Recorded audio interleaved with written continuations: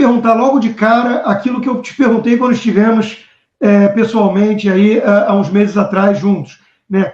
Você sempre foi conhecido aí como um dos empresários que mais entendia a importância do ideário liberal, de mudar a mentalidade do povo, e nós temos uma grande agenda, né, de diminuir o escopo do Estado e garantir mais liberdade aos indivíduos e aos empreendedores, aqueles que criam riqueza e emprego. E aí, de repente, você vai lá e faz aquilo que os liberais, de fato, temem, ir para o governo, né?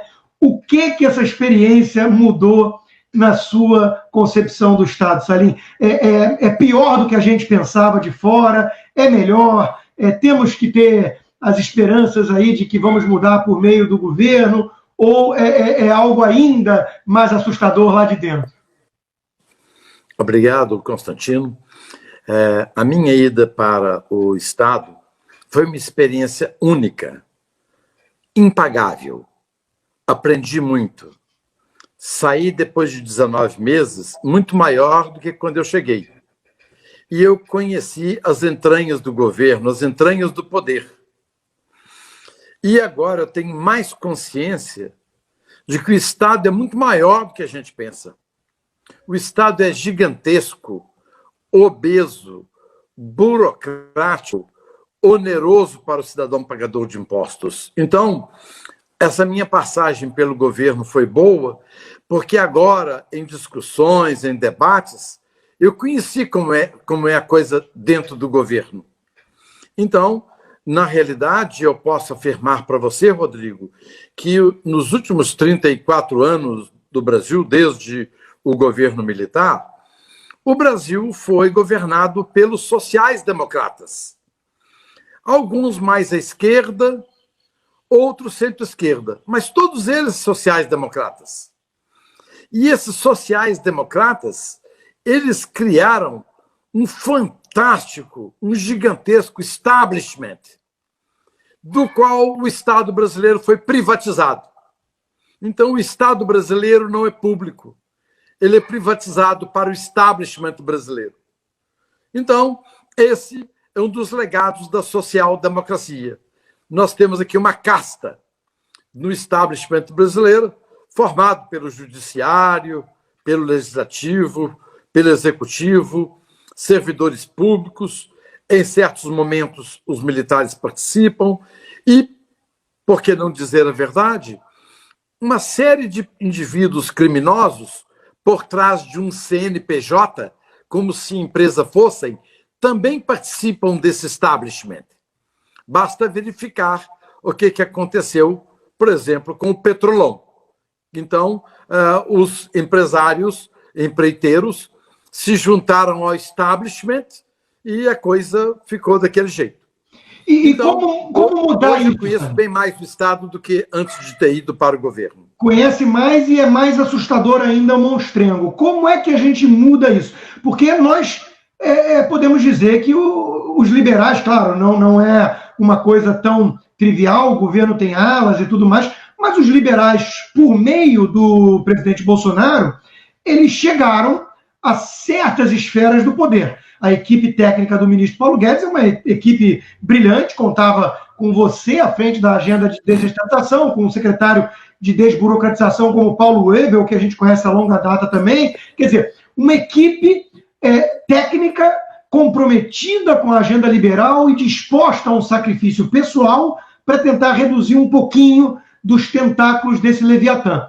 E, não obstante, você saiu, o Paulo Webel saiu, quer dizer, ainda tem lá muita gente boa, mas a sensação que fica para a gente de fora é que, às vezes, dar murro em ponta de faca. Às vezes, a gente, se não mudar essa concepção, essa mentalidade, mesmo colocando o melhor de todos nós lá, quer dizer, eu se tivesse que escolher a dedo quem vai comandar a agenda de privatização no Brasil, eu ia colocar o seu nome lá, ia ser o primeiro da lista, e você estava lá.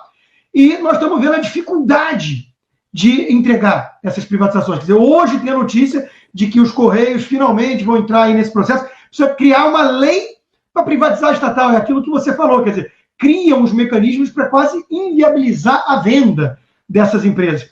Né? Então, a sensação que fica de fora, Salim, é que para um liberal assim, é quase um sonho utópico a gente imaginar que vai conseguir desmontar esse establishment. Rodrigo, nos anos 80, quando eu me juntei ao Instituto Liberal, Donald Sturt, Melchior, Roberto Campos, Og Leme, Jorge Gerdau, nós cabíamos numa Kombi. Então, os liberais brasileiros estavam restritos a uma Kombi. No governo, quando Guedes foi chamado para ser o ministro da Economia, os liberais no governo já cabiam num micro-ônibus de 16 lugares. Então, ali estava eu, o Paulo Weber, o Caso da Costa, e mais alguns jovens procedentes dos nossos institutos, inclusive o Ricardo Salles. Então, nós éramos o suficiente para encher uma van. Que é uma van de 16 lugares para 12 milhões de servidores públicos? Nada. Então, claro que está sendo feito um trabalho, ficou lá a Lei da Liberdade Econômica, privatizamos bastante, vendemos quase 150 bilhões de ativos e reduzimos 84 empresas do governo. E o ministro Guedes fez a reforma da Previdência e tem outras coisas em andamento. Claro que não está acontecendo. Perdi seu som, Salim. Perdi seu som. Seu áudio ficou mudo para mim. Ficou mudo? Voltou. Ok. Então, o ministro Guedes ainda vai fazer muita coisa. Ele ainda tem a confiança, o respeito, a admiração do presidente Bolsonaro, e ainda vai acontecer muita coisa.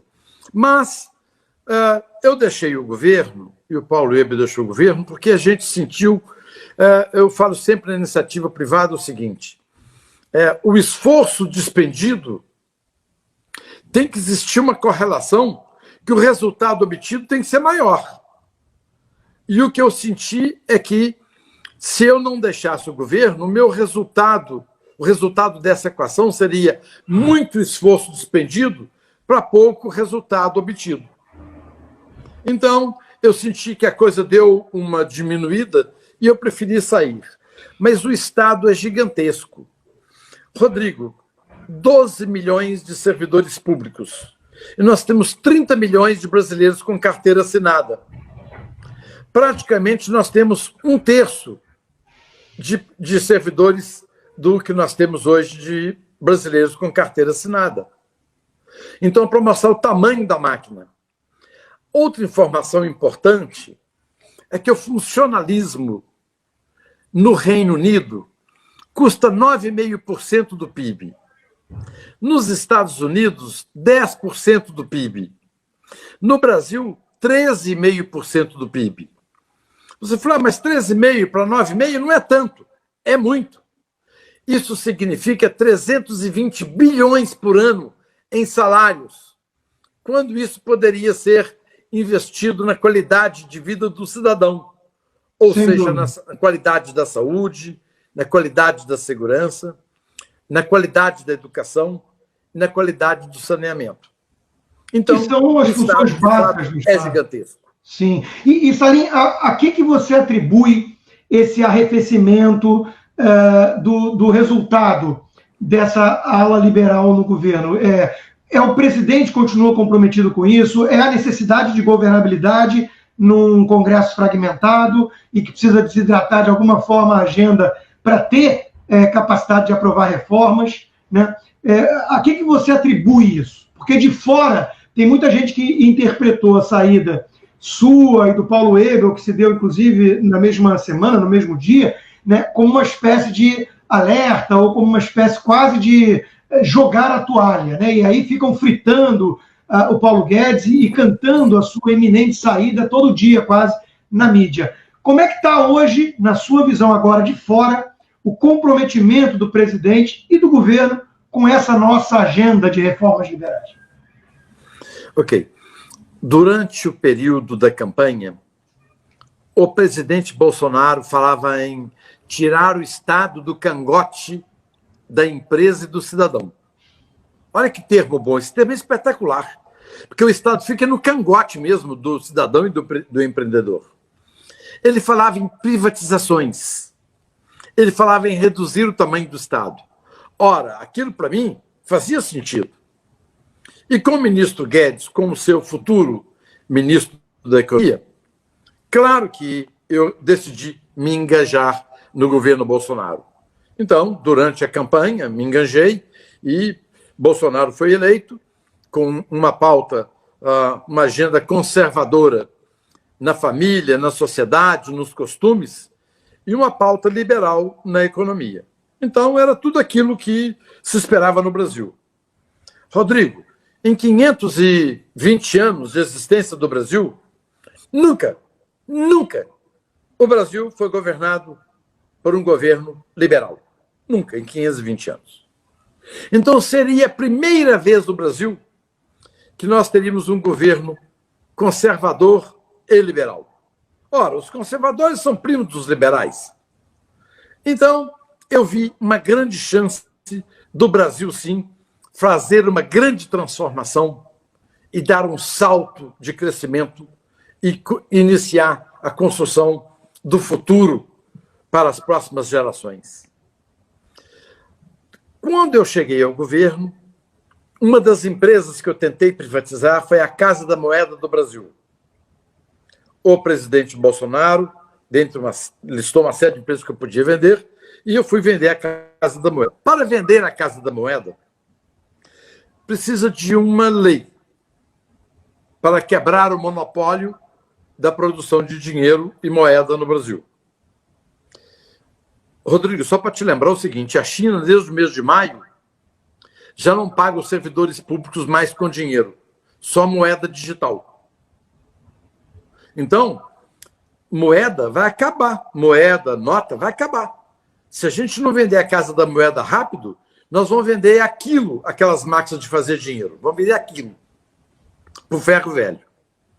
Então, foi necessário e nós elaboramos uma medida provisória de número 902, que quebrava o monopólio da Casa da Moeda para a gente não vender um monopólio público para um monopólio privado.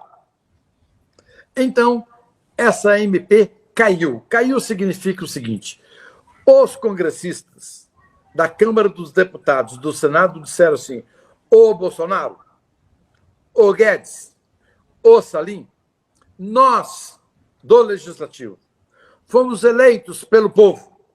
Nós não queremos que venda a Casa da Moeda. Obrigado. Então, a Casa da Moeda não foi vendida porque os nossos legisladores, deputados e senadores disseram não é para vender a Casa da Moeda. Como nós estamos num regime democrático, essas pessoas estão lá por causa do voto, então cabe a mim, cidadão, respeitar aquelas pessoas que tomaram uma decisão em nome de 212 milhões de brasileiros. Ou seja, voltamos à questão de que é fundamental mudar a mentalidade para eleger representantes parlamentares mais alinhados com a agenda liberal. Caso contrário, nós ficamos realmente nessa expectativa que muitas vezes depositam no presidente como se fosse uma espécie de déspota esclarecido, esquecendo que ele tem um Congresso pela frente. Salim, a sua opinião em relação ao papel da mídia nessa história toda, você que esteve lá dentro, né? Há uma implicância, há uma perseguição, uma antipatia em relação ao governo Bolsonaro e ao presidente, porque tudo isso que você está colocando mostra como o buraco é mais embaixo, como é mais complexo mexer nisso do que parece. Enquanto que, ao julgar por alguns jornalistas, né, basta vontade política, basta o presidente querer para fazer acontecer. Não é bem isso, né? Antes de responder essa pergunta, eu vou complementar a minha resposta anterior dizendo o seguinte. Eu vi com meus próprios olhos, porque nós estávamos tentando privatizar a Eletrobras e os Correios e a Casa da Moeda. E nós vimos a dificuldade. Qual a dificuldade? O presidente Bolsonaro, durante a campanha, disse: não vai ter toma lá da cá no meu governo. Com isso, ele não constituiu uma maioria no Congresso. como Fernando Henrique Cardoso fez. Você sabe, está nos anais aí, tem uma matéria muito grande do Poder 360, do Fernando Rodrigues, mostrando que no governo FHC, o governo comprou os deputados e fez a maioria. E fez, inclusive, algumas privatizações. Só que, quando também o governo do Fernando Henrique Cardoso ele comprou o Congresso e obteve o Instituto da Reeleição, é importante registrar que o Brasil exportou a reeleição para a Venezuela, para a Bolívia e para o Equador. E deu no que deu.